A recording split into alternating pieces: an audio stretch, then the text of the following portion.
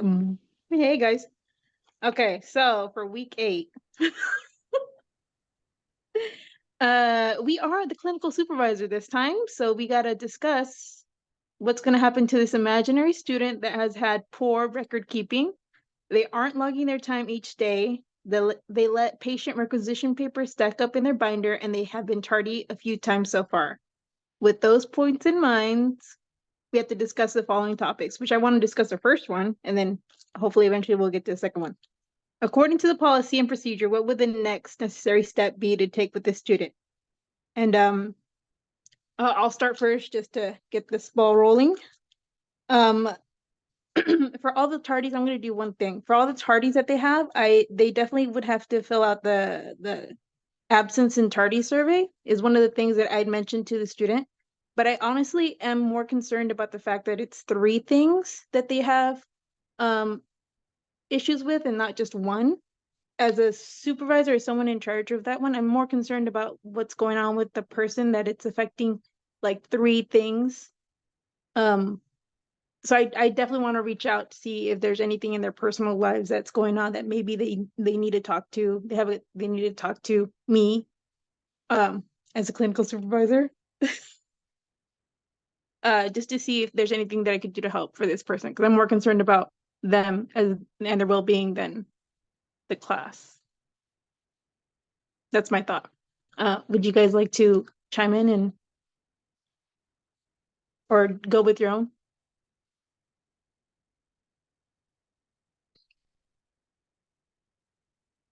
All right, for the next person, then I'm calling in Jessica. Top of my list, girl. Got you. So with as a clinical supervisor, I believe the next step would be like a discussion on the procedure and policies. It goes over the PIP, like the program something plan, where you discuss if you're meeting requirements or not and the necessary steps to take that. Um, that's just one of the steps I would take. And like you said, that's a time to discuss, maybe personal things going on and, maybe communicate to the student, like, you have to let us know. But it's important because at the end of the day, we need to be on top of it. And if it's a pattern, it's kind of like no excuse. You know what I mean? It just shows like you're not taking it seriously.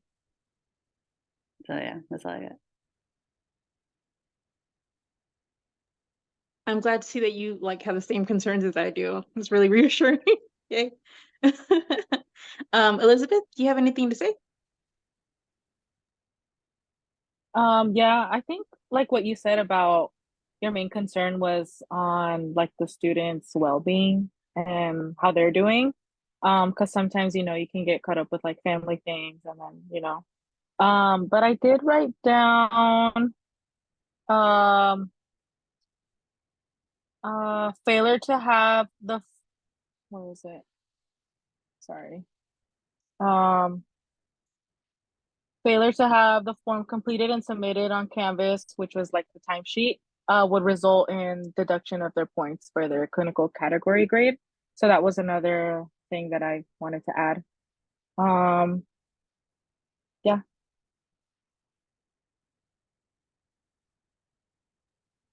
Good addition there. Good addition. Do you guys need to add something in there? Or shall we go with Adolfo next? I wrote that the next necessary step to take will be to meet with the student and address the inappropriate behavior and warn the student that continuing with the occurrences may result in a dismissal from the program because, like you said, it's not one thing, it's 3.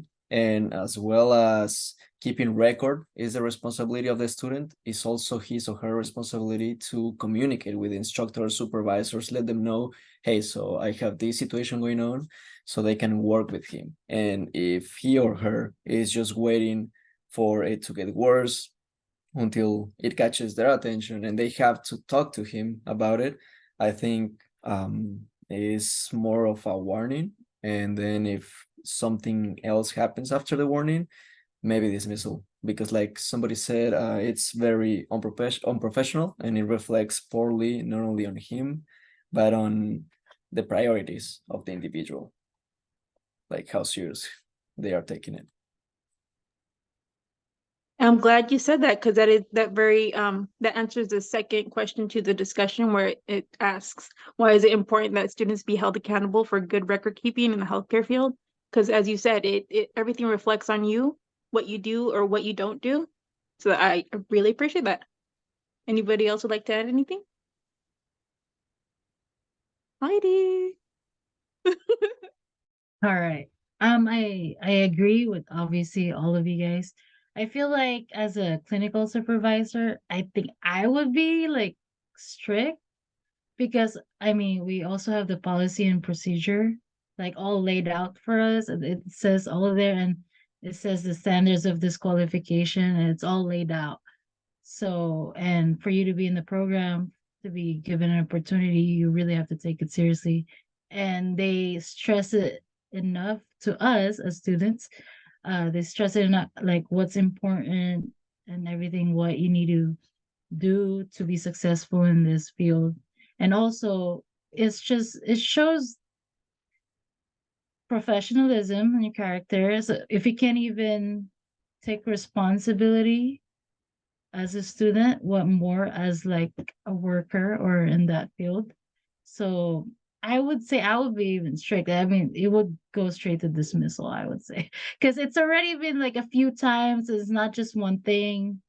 It's like what you guys said, three different things. I mean, I would speak with them first, but also I'm like it's already laid out in the policy. And if it's still happening, then it's just lack of professionalism, which is I mean, I as a if I am a clinical supervisor, I wouldn't have tolerance with that since it's already been like in the policy. So you know what you shouldn't and you should do.